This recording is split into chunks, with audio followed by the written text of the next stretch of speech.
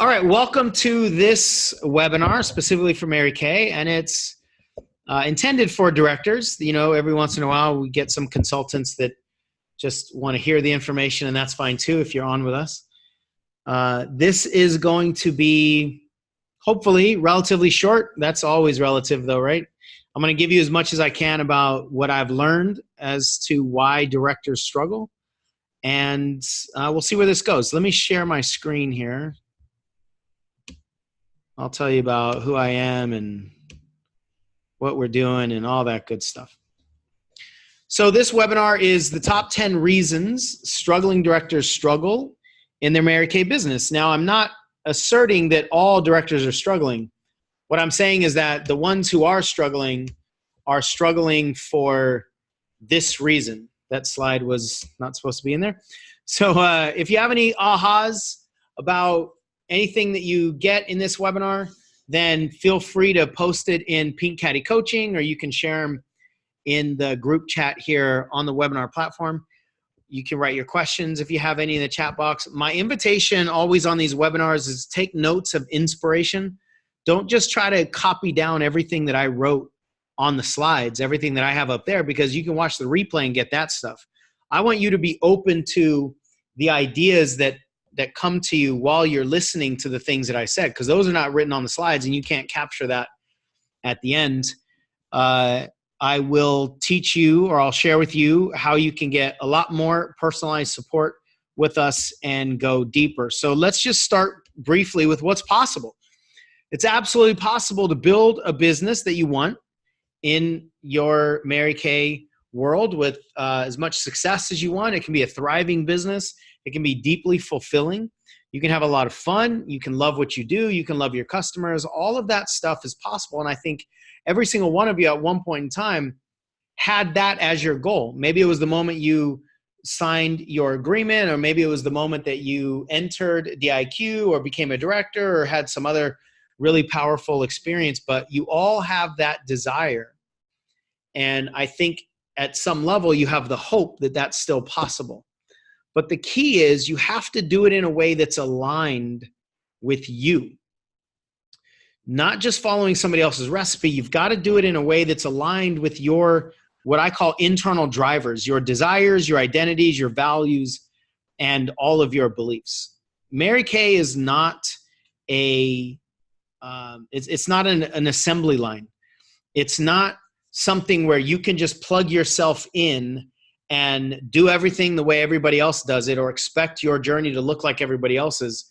And then at the other end, you know, you get success spit out of the assembly line. It's not like that at all, because you are the most important component in your business. And I think everybody knows that on some level, but the way that I've seen directors specifically searching for the answers tells me that they've forgotten that, because we're constantly searching for the right way to do things, or we're searching for answers externally. And a lot of times we're not really going to the source of where the true answers lie. So as you listen to this, I want you to not ask yourself if you know this, like if you've heard this before, or if intellectually you understand this, or maybe you might even teach this.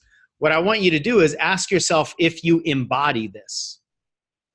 If something is embodied, then you're not wrestling with it anymore. But if you just know something intellectually, such as every no gets us closer to a yes, you might know that intellectually, but you still have a fear of rejection when it comes time to warm chat or make phone calls. Well, then the knowledge isn't embodied. It's only in your mind. And if it's not embodied, it's not really fully integrated into you. And one step further, if you don't embody it, then believing that you know it is actually dangerous, because you think you know this lesson, but you actually don't. You don't have it embodied. But if you think you know it, you won't keep working on it. And that's one of the reasons that a lot of us dismiss the work that we need to do, or dismiss the breakthroughs that are right in front of us, or the realizations that are waiting for us. We dismiss it because we think we already got that lesson. And the truth is, success is really, really simple. It's incredibly simple. We complicate everything. And so anything that's dressed up as simple oftentimes we either miss it or we dismiss it because we think something simple can't get me out of this complicated mess. Yeah, it absolutely can. And the reason that we create complicated messes is because we've moved away from simple. So I want you to really open up your awareness to whether any of the things that I say are embodied for you. Because if they're not embodied, then there's an opportunity to continue working on them. So many of you know who I am. I'm going to give you the quick rundown. I am a husband and father first. My family is right there on the screen. I do speaking and coaching on the side. I've been in the Mary Kay world. Oh, there's my family. I named them, Sybil, McKenna, and Exley, my wife, daughter, and son. When I was 13 years old, I was almost killed in a hit-and-run accident as I was riding my bicycle to school, and that changed the course of my entire life. I started to be more committed to and interested in personal growth and success and goal setting, and all the things that I am now really fully into. It all started back then when I realized that we only have one shot on this planet and it can be taken away at any time, and I just didn't want to live a life of regret. And the most powerful realization I had back then was I imagined me looking back on my life in my final days before I died and wondering what could I have become if I would have lived life to the fullest. And I could feel how painful that question would have been. And I've really been living my life with the fear of regret, the fear of having that question at the end of my life ever since. And the fear of regret is a very powerful fear. It's very motivating, and it's different than the way most people approach or relate to fears. So that's when it was created for me, this fear of regret, and that's when I got into this work. And in 2005, I had a massive breakthrough in one of the seminars, and I decided everybody needs to hear this, and I wanted to go teach this stuff to athletes. But in 2006, I was sort of pulled into the world of Mary Kay, and I fell in love. So I started the brand that we still have now, Pink Caddy Coach. And I've been coaching, training, speaking in the Mary Kay world ever since. So a little over 14 years. And so what I bring to you today is what I've learned. This isn't theory.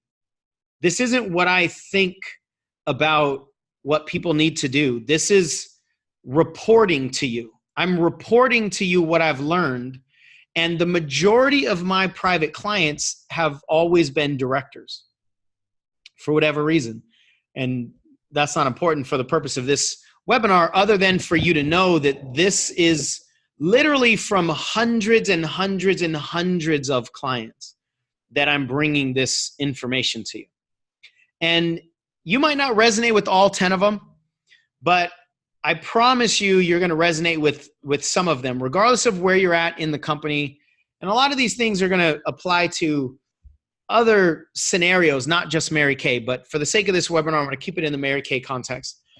And there isn't a specific order that these go in terms of most important all the way down to least important or vice versa. However, the last one is the most common one and the deepest, most dangerous one.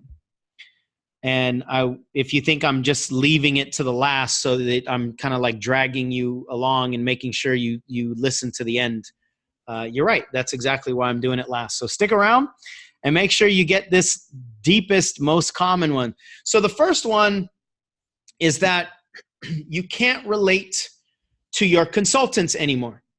If your mindset has shifted so much so that you can't remember what it was like to be a consultant, so this is really prevalent for people who've been a director for a long, long time. If you can't remember what it was like to have that beginner's mind, if you can't remember what it was like before you had collected all the evidence that you have now in Mary Kay, both good and bad, if you can't remember what it was like to be wet behind your ears and just having signed your contract 2 weeks earlier and wanting to light the world on fire, if you can't relate to that, then you might be holding your consultants back. You might be putting your fears or your limiting beliefs or your irritation onto them. This is a really common thing that happens when people who've been in a business for a long time, they get in front of a new person and they can take some of the steam out of the new people. because they're putting their own frustrations or irritations into this new person's awareness. And that creates sometimes fears that wouldn't have otherwise been there, or it creates resistance that wouldn't have otherwise been there. And the bottom line is your consultants fuel your business. Bringing people into the business, having consultants sell the products, that's like the lifeblood of your business. And if you can't relate to them anymore, then it's going to be really difficult for them to relate back to you and for them to trust you in a way that is built on rapport. In order for there to be rapport, there has to be some relatability. And so a lot of directors I've seen have forgotten what it's like to be in the consultant's shoes from a perspective standpoint. And I'm going to get into another version of this later on. The second thing is you might have personal or professional limiting beliefs. Now, this is a very vague conversation about limiting beliefs because they apply everywhere in life. But if you have a fear of success, let's say, your mind is going to sabotage you and make sure that you don't succeed. It could be because maybe you think money is the root of all evil, or maybe success is dangerous and causes you to lose relationships, or you might have a limiting belief around your value as a person, or you might have a limiting belief that has created a fear of rejection or a fear of failure or any number of sabotaging habits. If you have limiting beliefs underneath your skills or your knowledge of Mary Kay, the limiting beliefs are always going to win. And it's the personal limiting beliefs that operate the deepest. So if you have personal limiting beliefs about who you are, your self-esteem, your value as a person, that's going to make its way into everything that you do, including Mary Kay. And one of the reasons this is so critical to understand is that a lot of directors believe, I know all this stuff. I know this work. I train this. I know this forward and backward. How come I can't make this work? It's because whatever is actually stopping you hasn't been addressed. So it doesn't matter that you really know all the skill set or that you have scripts or that you know how to overcome objections. If you have a personal limiting belief, it operates like an anchor that you can't just power through. And this is where the personal work is so critical, because you are your business. What's driving your business is your person. It's your internal drive. So if there's anything that's messing that up, if there's anything that's holding you back, Mary Kay is not going to be able to overcome that. Your knowledge of Mary Kay or the support in the company is not going to be able to overpower a limiting belief that you have in your person, just because that's going to always be deeper than any of these environmental support systems, unless this personal belief is actually being addressed. And so a lot of people get frustrated. A lot of directors get really frustrated with themselves. They start beating themselves up, and I actually get sad quite a bit because there's nothing to beat yourself up about. Like that's not going to help you. I've never met anybody that beat themselves into happiness or even success. That pressure is not going to allow you to enjoy the business. It's not going to allow you to be more and more successful. So the reality is you just have something that hasn't been addressed. And it doesn't matter if you think you've addressed it before. If you still have it in your body, then you got it in your body. If you still have this deep personal limiting belief, then it has to be removed. And the great news is it can be removed. All of that can be removed. So the third one here is one that I know you talk about quite a bit. It's real. But I want to talk about it just in maybe a slightly different angle. So you might be comparing your journey to other people's journeys. Again, this is really common, and I think women compare themselves to other women more than men compare themselves to other men, or women compare to men, or men compare to women. And the effect of that is really damaging, because what happens is we perpetuate a negative story. So if you compare yourself to other people's journeys and you see somebody else who became a national in record time, or somebody else who became a director really fast and their journey in Mary Kay seems super easy and smooth and exciting and fun. And you then turn inward on yourself and beat yourself up for not being better, not doing it the way they did it, for experiencing challenges. If you beat yourself up through judgment that your journey doesn't look like somebody else's journey, what you're doing is perpetuating this limiting belief or perpetuating this negative head talk that's going on inside that is not encouraging. It's extremely discouraging. It's demeaning. It's mean. You wouldn't say it to just about anybody else, probably nobody else, but you allow it to be said to yourself, by yourself. That negative head talk has to stop. It has to stop, especially for women. And I'm going to tap into that a little bit later. But you comparing yourself to other people virtually has zero positive effect. Now, you can use comparison positively, but almost nobody does.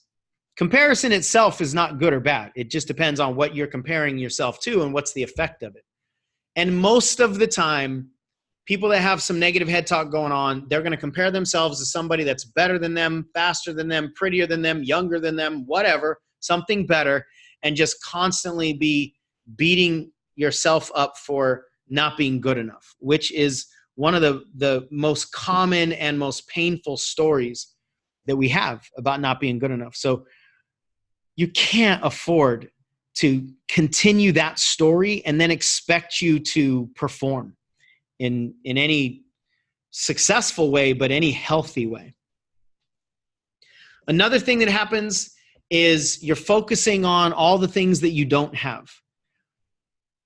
We see this a lot with all directors, but especially with directors that have been directors for a long time. You focus on the better days of before.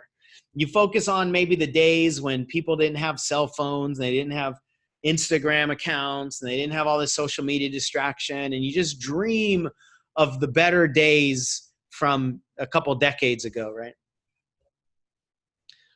Or through comparison to others, or through you comparing your journey to what you expected, like where you expected to be, you're focusing on what you don't have, and whatever you focus on gets your attention, it gets your energy, it gets your energetic commitment, really. Like you commit to the things that you focus on. And let me speak for a second to one of the things that I just said. What so many people are holding on to is the way their business should have been. When I ask Mary Kay specifically, this isn't a Mary Kay problem, but we'll just keep it in Mary Kay context for this webinar. When I ask people in Mary Kay where they are in their business, I would say almost every single time, before they tell me where they are, they apologize. Before they tell me where they are, they say something like, well, not where I'm supposed to be, or not where I should be, not where I ought to be, not where I want to be. And what that does is continually keep you connected to the fact that you're losing, to the fact that your journey hasn't gone the way that it's supposed to have gone. And how do you know the way it's supposed to have gone, by the way? That's a whole nother conversation. But when we continually apologize, when we continually take a look at what we haven't done, then we're focusing on lack. We're constantly focusing on our inadequacy. And focusing on your inadequacy, number one, will never change anything from the past. You can't apologize for your past and change the past. And you can't apologize for your past and then all of a sudden be wherever you want to be in Mary Kay. Like, if you apologize enough for your past, then you can apologize your way into the pink Cadillac. No, you can't. So it's never going to change anything. But what it will do is make it go so much slower and so much more painful. That's really the only effect of constantly focusing on what you don't have and apologizing for things that you can't change is going to make everything be more difficult. It's going to make everything more miserable for you. And every time you focus on what you don't have or what other people are not doing or how good it used to be, you're not in gratitude for everything that you do have. You're taking for granted all the people that are in your business, all the customers that you do have. And you know what? If I'm being 100% blunt, there's a piece of me that thinks, if you're not grateful for what you have, do you really deserve any more? I don't know. I don't know. The next piece, you're operating in management mode or director mode. So contrary to the way I think, again, my experience as a coach in Mary Kay, contrary to what a lot of people think, when you become a director, there's not a whole lot that needs to change, especially early on. But what most people do, and again, not a Mary Kay problem, this is everywhere in all direct sales companies and all other kinds of areas of life too. What most people do is as soon as they cross the line to director, they change the way they think about the business, they change the way they show up in the business, they change the way they talk about the business, they change their energetic connection to the business, and you go from building to managing. And there will be a time when you can change from building to managing because you have so much to manage that you don't even have any time left to build. I've only met one director in almost 15 years that's in that space. Most people try to jump to management mode way too fast, and their business suffers because of it. And I want you to think energetically. I don't know if you can see my screen. It's not imperative that you see it, but if you're focused one way, if you're focused forward and you're building and building on your way to directorship, you've got a lot of people that are following you, a lot of people that are supporting you, got people coming on the team, and you're in DIQ and you've got all this momentum and all this energy and so forth. And then once you become a director, if you switch to management mode, effectively what you're doing is you're turning around and now facing your team. Now they're not following you because you're not going anywhere. And the reason you're not going anywhere is because you're now turned around looking backwards to all of these people. And the message that you're energetically sending is, I've done my thing and I don't want to do it anymore. Therefore, you do it now. Now, this is not a conscious choice that I believe anybody makes. But energetically, this is the message that's being sent. Because let me ask you a question. Why would you stop doing any activity that was working? It's because you don't want to do it anymore. So if you stop building and then turn around and just manage, the message that you're sending to your team is, those things that I stopped doing, I don't want to do anymore. Therefore, you shouldn't want to do anymore. And as soon as you become a director, what you need to do is turn around and manage all those people too. So what you put in place is an energy of shutdown, an energy of slowing down and not continuing what got you there in the first place. And many of you have experienced this as a director. You create a lot of momentum on your way to directorship, and then shortly after that, a few months later, the team has fallen apart or the energy has gone away. And that's because of this. It's because there's no more building anything new. There's now managing everything that already was. And when that energy calms down or that momentum pops, then we don't have anything else to keep building. Like the momentum is gone, and then you got to start over again. So that shift into management is really damaging, and it sends the wrong message to consultants. Now, I'm not saying that there isn't anything that changes when you become a director. Yes, there are some things that change, but most directors who are struggling, they've changed way too much. They've changed a lot of things that should not have been changed. And that's what leads to all of this. You're going to have to add on some components to directorship, but you got to keep the building going. Otherwise, the energetic message to your team is not going to be one that produces more growth. It will be one that actually shuts down momentum. Number 6, you've become way too smart. You're way too intellectual. Tell me if this is landing for you, this question I'm going to ask you. Tell me if this is true for you. How many of you would agree that you were a better recruiter when you were early on in your business, early in your Mary Kay journey? You were a better recruiter then than what you are now in terms of the conversions of the people that you talk to and the people that come to the meetings or come to the classes or book an appointment with you, a facial, or the people that join the business. How many of you can recognize that you were actually a better recruiter when you didn't know as much? Most people say yes to that question. The reason they say yes to that, thank you. Somebody just said, my mentors did this and I learned to do the same, meaning turning around and becoming management mode. And so you might not have even realized that was happening because you just, like, this is just what happens here. We cross a line and we turn around and then we tell everybody to come cross that line. That's not the way to build a business with momentum. So what happens when we don't have a lot of intellect, we just have passion. And when you're only operating on passion, it's really contagious. People love passion and people want more passion.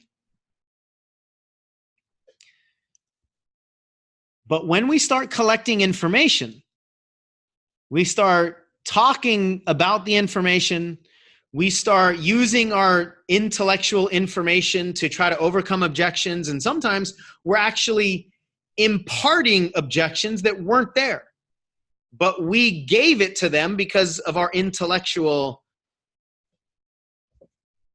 whatever. I was searching for a word that wasn't going to sound too mean, but because we want to be smart, we want to do it the right way. We think that if we add more intellect to the passion, that will actually increase it. In reality, it kills it. It crushes it. And here's the thing. People don't buy intellectually. People don't choose to join a business intellectually. People choose to join a business, and those that join choose to commit to a business emotionally, from passion, from a desire that they want more out of life, not so that they can have a tax break, not so that they can be smart with their money, because the things that are going to cause somebody, or the things that people need to be successful in a personal development business, are not intellectual. So the more that you make it an intellectual decision, the more you're talking them into a different room that they don't need to be in and they shouldn't be in. And intellect is just a lot less attractive. It's a lot less contagious than passion. So the more intellect you have around the products and the ingredients and the right thing to do and say, the less effective you're going to be almost all the time. Your head is not what's going to make this business work. It's your heart. So leave your head to do the things that the intellect can do, but allow your heart to fuel this and allow everybody else to feel your heart. So a lot of our clients, they've just forgotten their passion. They haven't tapped into the passion that they had when they said yes to this company. And now, sometimes for years and years and years, they've just been operating on intellect, and they don't understand why they're not motivated. Because intellect doesn't motivate you. It can't. It doesn't have emotion. Intellect doesn't create emotion. Our intellect is basically a computer. It computes. It tries to do everything smart. And the intellect will always try to protect us from failure. Now, how can you be protected from failure in a business where you got to talk to a bunch of people and get a bunch of them to say no? So your intellect is never going to drive you in your business. It's very overrated. Number 7, you've lost genuine excitement. And a lot of times because of that intellect, genuine excitement for the activities. You cannot succeed in Mary Kay without doing the activities. But most people don't like the activities. Most people don't enjoy the activities. Most directors especially, they don't enjoy the activities anymore because the activities have produced negative experiences for them. You ask for people's number and they give you the wrong one. You call them and they don't answer. They say they're coming and they don't show up. They join and they quit. So then, in order to protect ourselves from those negative experiences, we create resistance toward the activities. And now, there are so many women in Mary Kay who don't like talking to women. Think about that for a second. So many women in Mary Kay who have now created a resistance to something that otherwise comes really natural to you, which is talking to other women and talking about things that would benefit her. Because we've gotten too intellectual, we've gotten too protective in nature, and now you don't even enjoy the activities that this business is built upon. And these activities are helpful for other people. But the reason you wouldn't enjoy the activities anymore is because you're too focused on the results. You're only wanting to warm chat somebody if you're going to get a result back. You're only wanting to make phone calls if you know you're going to be successful. So that ruins the excitement, the genuine joy of the activity, because now the only reason to do the activity is to get the result. And if you're trying to just get the result through the activity, you're not fully present in that moment in the activity, and the person you're talking to isn't getting the most of you. They're getting the conditional piece of you that wants this to turn into a recruit or wants it to turn into a client, a customer, wants it to turn into something, which means that you're operating from ego. You're operating from, I'm only going to do this if I get something back. And the effect of that is you've got a lot of women in your area, in your world, in your proximity that you don't talk to. And if Mary Kay wasn't a part of the required or pressured conversation, you would talk to them. That's where this gets really sad, when we change the way that we would otherwise operate because of what our ego has done to the process. Our ego has tainted this process. So what we do with a lot of our clients is help them find their passion again for the activities. And you do the activities for doing the activities. You do the activities so that you can help somebody, not so that you can get into a Cadillac. Anytime that you're doing some service activity for an ego reason, now we're not dealing with pure service anymore. Now that's not clean service. And so a lot of people say, yeah, I'm all about like helping women. Really? Are you? Because every time it's time to make phone calls, you're not too interested in helping women anymore. That's because the ego just got involved. I really want to help women unless, they might tell me no. That's not service. That's ego. That's conditional commitment to doing activities only when you know that you're going to get something for it. That's not clean. Not only is it not clean, it's not who you are. That does not keep you in integrity with your soul, with your purpose, with your spirit, with who you are. Doing things, helping people only if you're going to get something back, that's not clean service. So if you've lost that pure, genuine connection to the activities, then you're not going to enjoy them. And that's one of the reasons why you might turn around and go, okay, I've done all this stuff. I don't want to do it anymore now. You guys go do it. You got to fall back in love with helping women. The next one. Okay, these last three, this is getting a little deeper here in terms of the internal game. The next one is you feel hypocritical. You might even feel ashamed.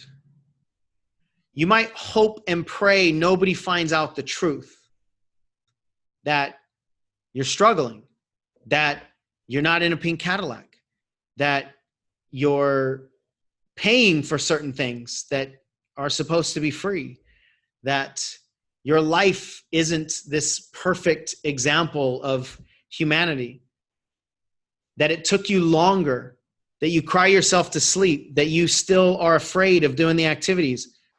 If they only knew is such a scary question or dialogue that we have with ourselves. If they only knew the truth, then they wouldn't like me.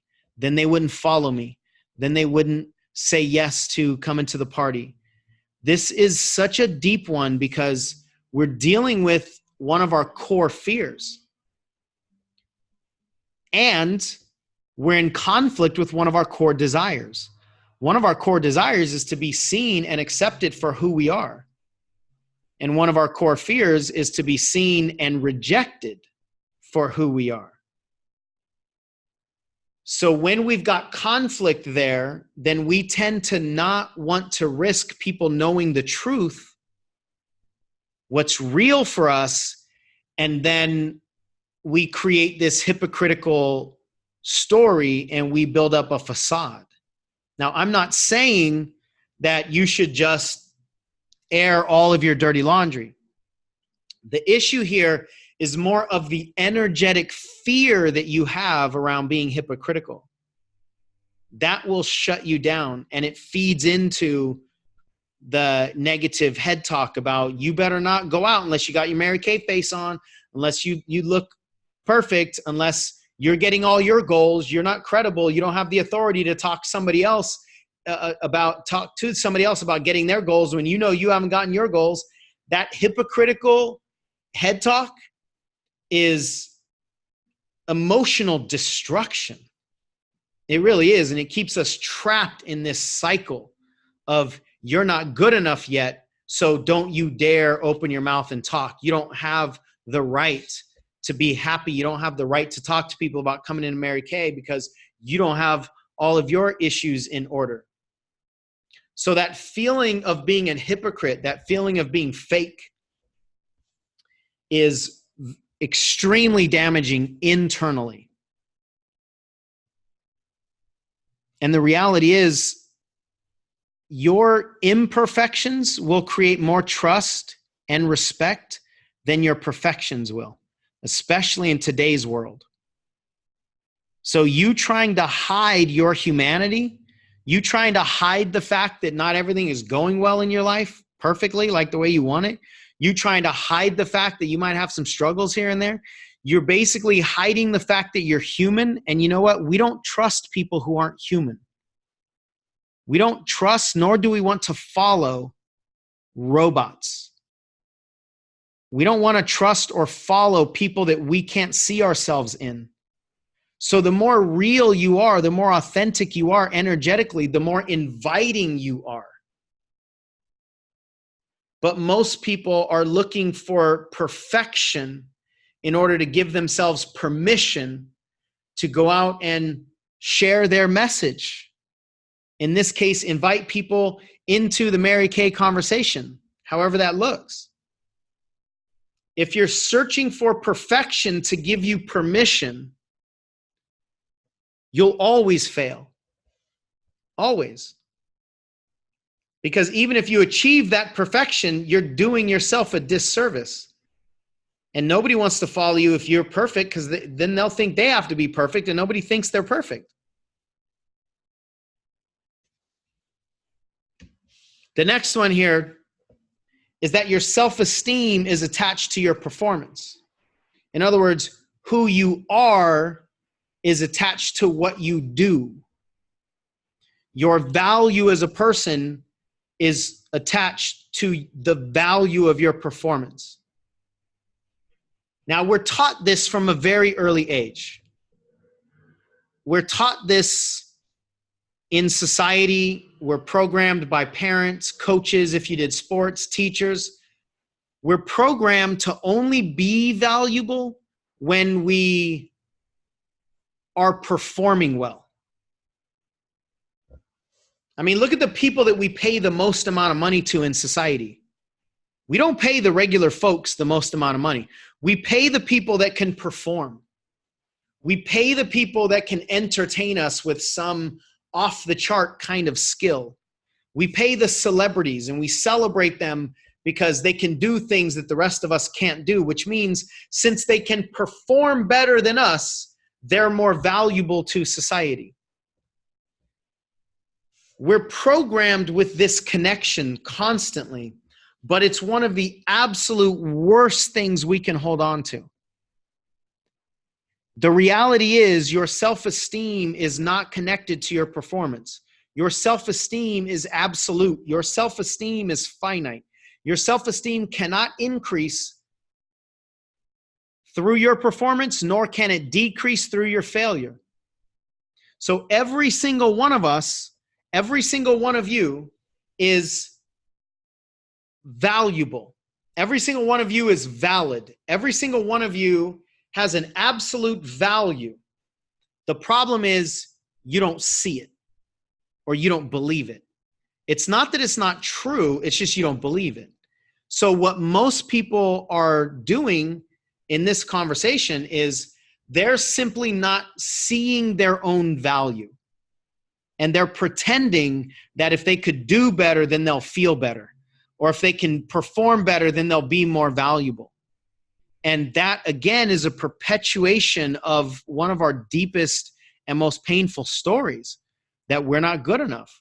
And then we're demanding that we increase our value through the performance, which places too much pressure on the performance. And when you put pressure on your performance, you don't perform better. And if you do perform at all, you don't enjoy it. So either way, it's a loss. And especially for women, men are more programmed to seek joy and happiness from their performance. But women, for the most part, you need to be happy and joyful and feel good about yourself first before you increase your performance. But the masculine voice, the programming, the predominant program that we hear all the time is you get to feel good about yourself after you've performed well. And that just keeps us trapped in this loop. The reality, especially for women, is you need to feel good about yourself in order to perform well. So performance should not be what gives you your sense of self-esteem and self-value and self-worth. It has to be the opposite. When it's connected in this way and you're trying to perform your way into feeling better, you can only lose in that scenario. Even if you perform through motivation or whatever you do, you won't feel better.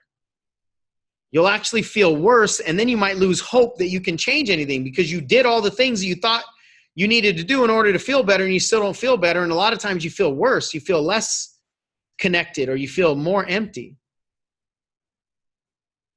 And the operating thing here is this connection between who we are and what we do. When your self-esteem is no longer attached to your performance, then you have more freedom to perform. And then your results will actually get better. The last one here, this is my favorite one. I believe it's the most common one. I believe it's the most dangerous one. And it's that you're actually more afraid of somebody saying yes than you are them saying no. We spend so much time and energy focusing on rejection and trying to come up with ways to avoid rejection, trying to have mantras to remind ourselves. We try to get rid of our fear of rejection. But even if you get rid of your fear of rejection, you probably won't have cleared a much deeper fear, which is your fear of acceptance, your fear of yes, your fear of success. So in order for this to land, I want you to understand that your unconscious mind's highest priority is to keep you safe. And aside from physical safety, which doesn't really come into play in Mary Kay, unless you're literally afraid of warm chatting somebody because they might pull out a knife and shank you. I've never heard that one before. The relevant fear in Mary Kay is emotional safety. So our unconscious mind is committed to keeping us emotionally safe, which basically just means avoiding us from feeling bad. We always want to feel good. It tries to keep us from pain. And if it cannot keep us from pain completely, it will try to minimize the pain. So if there are two options and both are painful, it's going to try to lead us to the one that's less painful. So now let's look at these scenarios in Mary Kay, especially as directors. What hurts worse? Somebody telling you no from the beginning. You ask if they'd be interested in taking a look at the products or sampling something, or if they'd be interested in potentially joining the business or whatever you ask, and they say no right out of the gate. You ask them for a phone number, they say no. Imagine how much that hurts. And then imagine what happens if somebody has said yes to you and you've put time and energy and money into them and you've shared experiences with them. You've created a connection, maybe a friendship beyond just Mary Kay. And then at some point in time in the future, they quit. I imagine most of you, those of you that are directors especially, I imagine most of you have experienced that. So if you've experienced somebody saying yes, you investing time, and then them quitting later, I want you to tell me which hurt more. Them saying yes and quitting, or them saying no in the beginning and you never forming a relationship. So for those of you that are on the platform right now, as we're doing this live, I want you to type in the chat box, which one of those hurts more? Them saying no in the beginning, or them saying yes and then later quitting after you've created some kind of a bond and after you've invested time and energy into them. Right. I've never had anybody that I can remember say the no hurts more. That it actually hurts more for somebody to reject early than somebody to say yes, you put a lot of energy into and then them quit. And one of the reasons is because, especially as a woman, you are really committed to and you source a lot of your value from taking care of people and making sure that people feel good. So one of the worst things that can happen to a woman is somebody leave their nurturing care. It's like they're ripping a piece of you away and taking it with them. And then that hurts. And a lot of times you'll then go internal with it and say, what did I do wrong? Tell me if this is landing for some of you. What did I do wrong? If I would have been a better leader, if I would have said the right things, then she wouldn't have left. So then it becomes an internal problem where you're beating yourself up for not doing it the right way or not being better. So then the unconscious mind is watching all of this. Right. Mary just said, them saying yes and quitting leaves me wondering where I failed. That's the key.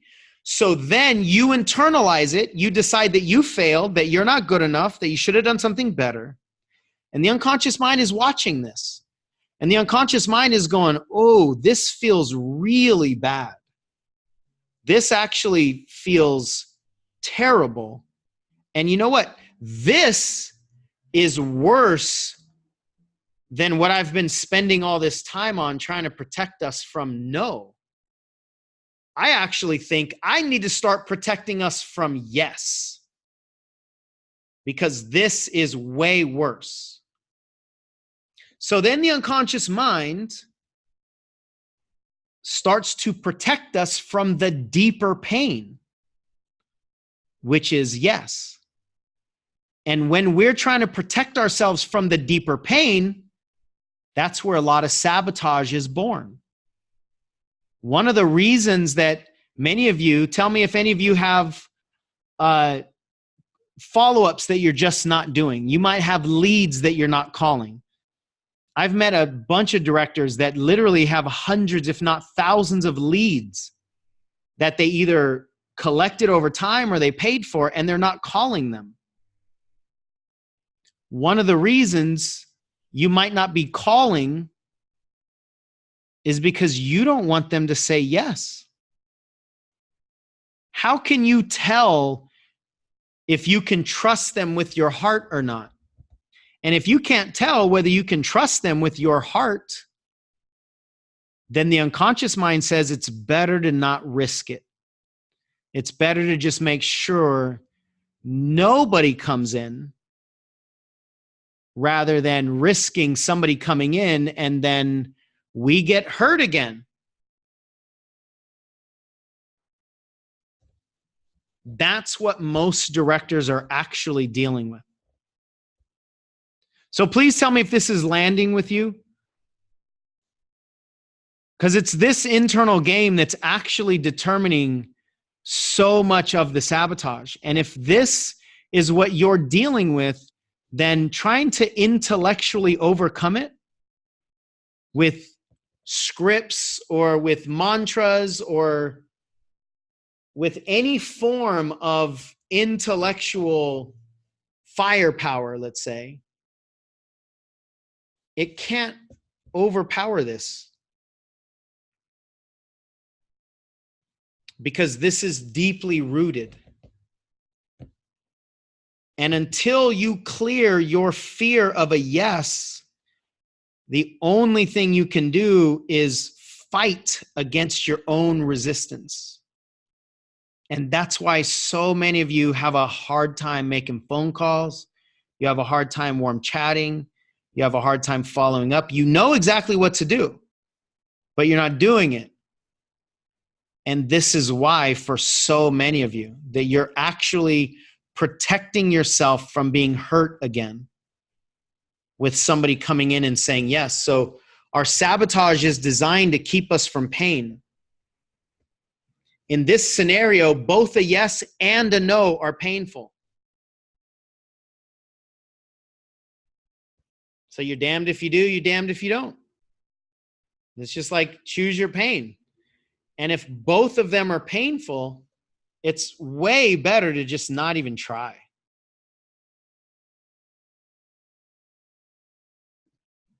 So somebody just asked, how do we clear it? Personally. Because the way you're holding on to it could be different than the way somebody else is holding on to it. For one person, this could be an abandonment issue. This could be that they have this deep-seated fear of abandonment and they don't want to abandon other people. So you don't want to hurt other people according to the wound that you have. Could be that. It could be that one point in time, you became successful and one of your close relationships was lost, or somebody judged you because you think you're better than everybody. It could be that you were adopted and you didn't really ever have that feeling of being cared for. And because you don't have that feeling of being cared for, you don't ever want to produce that same abandonment pain for somebody else. I mean, it could be a bunch of different reasons, but they're all personalized. So you have a choice. Like, you've all been introduced to yourself through Mary Kay. That's one of the beautiful things about Mary Kay. You've all been introduced to yourself. Then you have a choice of whether you're going to continue running or confront whatever it is that needs to be cleared. The good news is every single person on this planet and every single person in Mary Kay can absolutely clear whatever their fears are. But almost everybody will choose not to. They'll choose not to because it costs money. They'll choose not to because it's going to take a little bit of time. They'll choose not to because it's a little uncomfortable. And it's actually really sad to me that people choose to not free themselves when they could, because of whatever their misconceptions are about what the process looks like, or they don't really truly understand what's possible. So my only understanding of how to do this is with personal attention, private, personal attention. Private meaning that we're focusing on you. Because if we're not focusing on you, then all we're doing is giving you a generalized approach. And people don't want to hear that because they want it to be easy, because they want a microwave solution, because they want the magic bullet, because they don't want to have to do anything that's uncomfortable. Okay. Like that's the choice that most people make. And most people choose to remain stuck in a pattern of comfort for years and years and years and years. And they either never get out of that pattern, or at some point in time, they've suffered enough and they finally draw the line in the sand and say, I'm changing. And then they wish they just would have done it earlier. That's what most people are experiencing. And the reality is this is all simple. It's just that we've overcomplicated everything. So let me share with you. Oh, there's one more. I forgot. I added one more. It actually goes hand in hand with what I'm talking about. I added one when I was doing the slides just because what I recognize is that so many people don't have support around their life, especially women, not just coaching around the business, but coaching around their life. There are so many different aspects that are unique to you that will determine how you show up in your business. And if you've got some conflict in those aspects of your life, your business won't solve that.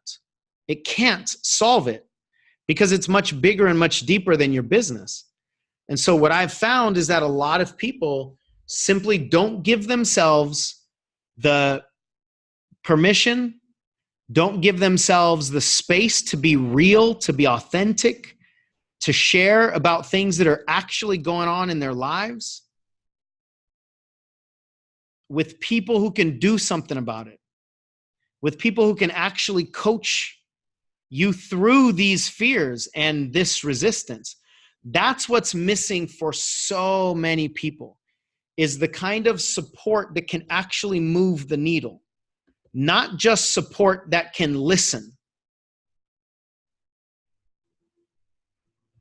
Support that can actually move the needle and help you make some of the changes in the areas of conflict that you're holding on to.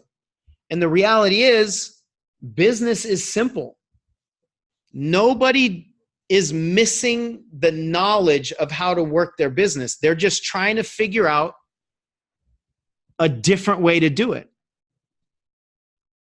It's like most people are asking, whoever they're asking, what are the rules? What do I need to do to be successful? And then you get the answer, here's what you need to do to be successful. But the response is, no, not that way. Like not the real way, not the foundational way, not the way that's going to be a little uncomfortable. I want the better way. I want the way that is going to get there faster. I want the way that's going to be guaranteed. I want the different way. And the reality is, we've all been given the rules to succeed. They're all simple. We all know them. There's not a single one of you that does not know how to achieve whatever you want to achieve in Mary Kay. There's not a single one of you that does not know how to become a national sales director or to make millions of dollars or whatever it is that your goals are. There's not a single one of you that doesn't know the how. But you're just not doing it.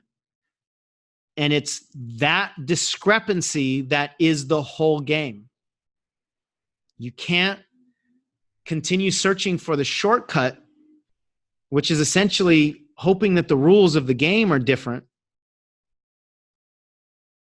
and then change your experience. And that's what we're talking about here is your experience. So you've got to focus on you, not just your business. And when you do this, not the awareness, because that's one thing that a lot of people focus on, the awareness, the realizations. Oh my goodness, I just had a breakthrough. We're talking about transformation here. We're talking about fears that used to be in your body are no longer in your body. And joy that wasn't in your body is completely fueling your every move, right? So one of the things that Kim said after doing some of this work is the intimidation and the fear that used to shut me down is gone. So imagine what it would be like to remove something rather than continue to try to manage it. What sounds better, managing the fear or removing it so that there's nothing to manage? I mean, just imagine what your business would be like, what your life would be like if you could take the chains off and move with total freedom instead of constantly wrestling with the fears and bumping up against the resistance. So here's our invitation to you. We've started some small group masterminds, and we're only going to fill 2 more groups. And both of them are already, they already have people in the group. So if you're interested in doing this work, I want to share with you this mastermind opportunity. It's a small group, 6 people at the most, either 5 or 6 people. It's a fraction of the cost of what it would be for private coaching with myself or any one of our coaches, but you still get personalized attention. The conversations that we're in are one-on-one a lot of times. And so we're actually coaching somebody, some individual person, and everybody else is benefiting from it. You'll get group support from the other people. You'll learn from the other people. And one of the things that we've been noticing is that a lot of people's breakthroughs their biggest breakthroughs are coming through other people's examples, other people's discussions. So you'll be able to benefit from the conversations with the other 4 or 5 people in your group, not just yours.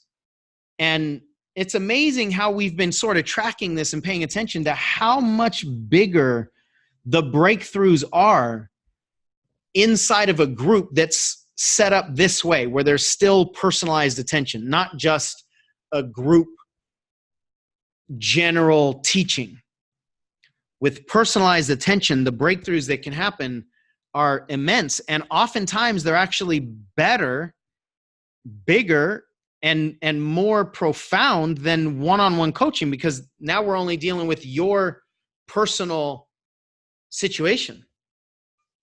So it's been fascinating to watch how big the breakthroughs are as they come from somebody else's scenario or somebody else's story. So the structure of this is it's 3 months of bi-weekly support. We're getting on the phone or on Zoom every other week with myself and with Michelle. Many of you know Michelle. She's very active in our groups. She's our head coach on the team, and she's phenomenal. And she was a Mary Kay Cadillac driving director. So she knows the game inside and out, and the wisdom that she shares on these calls about what she used to do and what didn't work for her and what did allow her to turn the corner, specifically in Mary Kay, has been amazing. So there's no theory here. She's working on complete embodied certainty of the work that needs to be done, and specifically inside the Mary Kay journey. These are going to be 60-minute sessions. There's a little bit of group teaching, but there's also discussion with individuals, as I've been talking about. Everything's recorded, so you can listen to it multiple times if you want, or if you miss one, you can go back and watch whatever you missed. There's one group for directors and one group for consultants available. We separate them like that because the conversations for directors are different than the conversations for consultants. So most of you on this particular webinar are directors because you showed up to a webinar that's about directors. And I want to tell you there's something so powerful about you having a safe space as a leader. because you're always on. When you're in your suit, either figuratively or literally, you're on. You're the leader. You're the one that's managing other people's challenges or anxieties or fears. And a lot of times what we find is that the directors don't have a safe space to take their own cape off and show up and air it out and just be not a director. And it's not that, you're going to pretend that you're not a director, but it's you just get to breathe. You get to share something that maybe you haven't shared before. You get to talk about something that's more real or more personal. And that's the actual thing that's operating the most, that's creating the most amount of conflict in your business. So what we found is that a lot of directors don't have a safe space to talk about the things that they really need to talk about. That's one of the reasons why we provide, or one of the biggest values that we provide with these masterminds. So the investment in the masterminds is $499 in full, or $199 times 3 payments. Compared to coaching, one-on-one, it's a fraction of the cost. So this gives you, some of you, an ability to engage in a form of coaching without some of the higher prices until you're ready for that, or until you realize that that's, one of your next steps. You want to add that on. But this gives you a way to participate at a much lower investment and do the work. You have to do the work on yourself. That's one of the beautiful opportunities in Mary Kay, is it gives you a mirror to look at yourself through. And then you get an opportunity to improve yourself, to heal, to understand all the things that are actually in play, to be able to clear the conflicts and remove the fears that are removable. And this distinction here, I think, is really important. It's so much more critical to focus on the behavior than the behavior. The behavior is you. It's infinitely more important to understand you and to remove whatever conflicts are going on inside of you than it is to just try to change your behavior. Try to change the things that you're saying. Try to change the things that you're doing. And the reality is, you guys, if you could do this on your own, you already would have, because you already know what to do.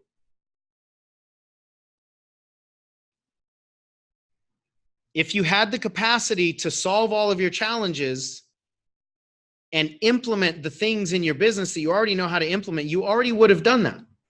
So if there's a level of success or a level of joy in Mary Kay or outside of Mary Kay that you're not experiencing, then going back and doing the same thing over and over again is not going to produce that.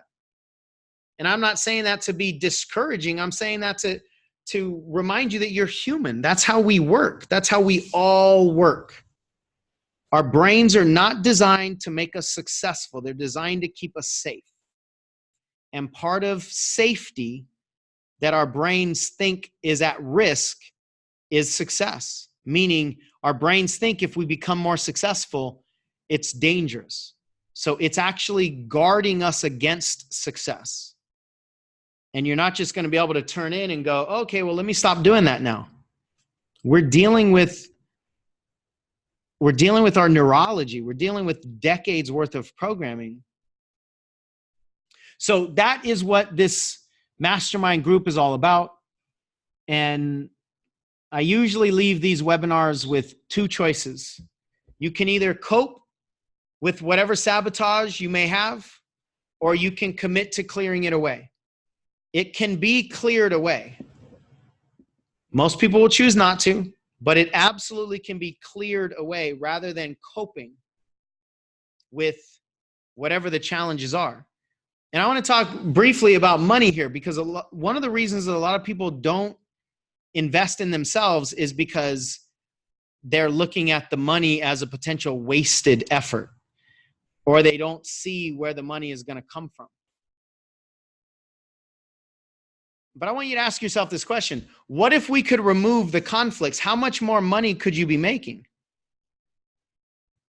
Most people, most directors in Mary Kay are going to answer that with a few $1,000s. So let's just pretend that it's $1,000. And you believe that if you were able to clear your resistance, you would be able to make an extra $1,000 in Mary Kay. If you believe that to be true, some people say 5, some people say 10. But let's just play on the lower end here. If you believe that without the resistance, you could make an additional $1,000 a month, then that means every single month you don't do this work, you're losing that money. We have to change the way that we think about investing in ourselves and the way that we think about opportunities. Most of us only think about what if it doesn't go well and I lose that money. And we don't realize we're already losing way more than that by not making the changes. And you own a pink ATM machine. You have valuable products that people want. There is no viable, justifiable reason that you can't make more money because you have products to sell that people want. Mary Kay is already a proven commodity out there. It's proven that people want this. And you have access to things that can generate money. So again, if you're not doing that, then we've got to focus on what's causing the resistance and what's causing the conflict. And what I'll submit to you is it's the inner work. It's the inner work that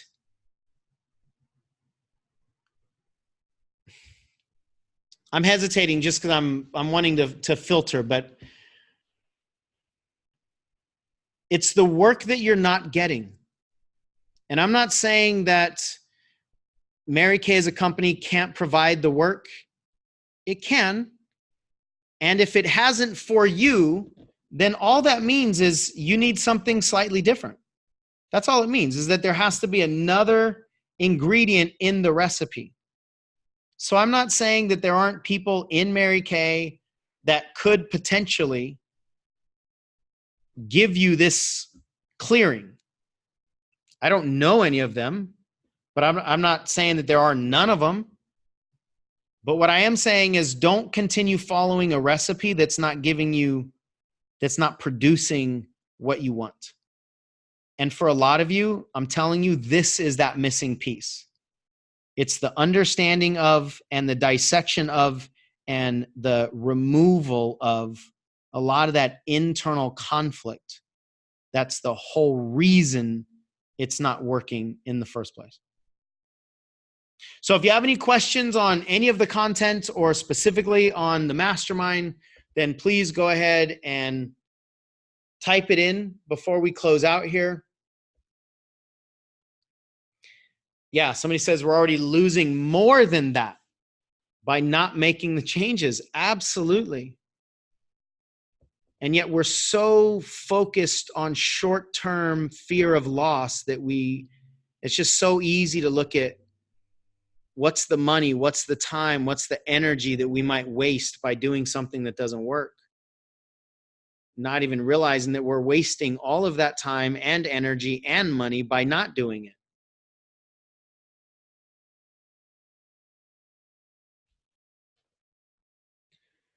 So if there aren't any questions, that's totally fine. If you do have questions afterwards, you can type them in the group, Pink Caddy Coaching on Facebook. Send an email if it's something that's a little bit more personal. And I hope this was valuable for you.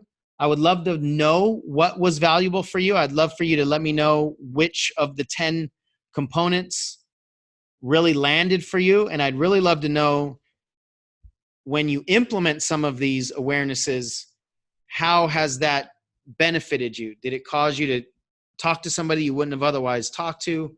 Or did it cause you to just feel better, enjoy your business more? Whatever it is that this information helped you enjoy, then please share that with me as well. Excellent. Thank you for some of the comments that I'm seeing. I'm glad the content landed for you. And we're here to support you however we can. For those of you that are going to jump into this final mastermind, we'd love to have you in, and we're going to start soon. As soon as we have a full group, we're going to start. And the people that have already experienced the groups, you know, several of you have been saying some things in the chat box here about how powerful the groups have been. You know, the conversations that we've been having and some of the coaching that's going on in there, and the support and the accountability in between each other. And it's, this is the work that I know most humans need. And that's, you know, quite simply just what I'm committed to doing and what our company stands for. So if you're going to jump in with us and experience some of that, then fantastic. If not, then I wish you the best in whatever you choose to do. And I will talk to you all real soon. Take care, everybody. Have a good one.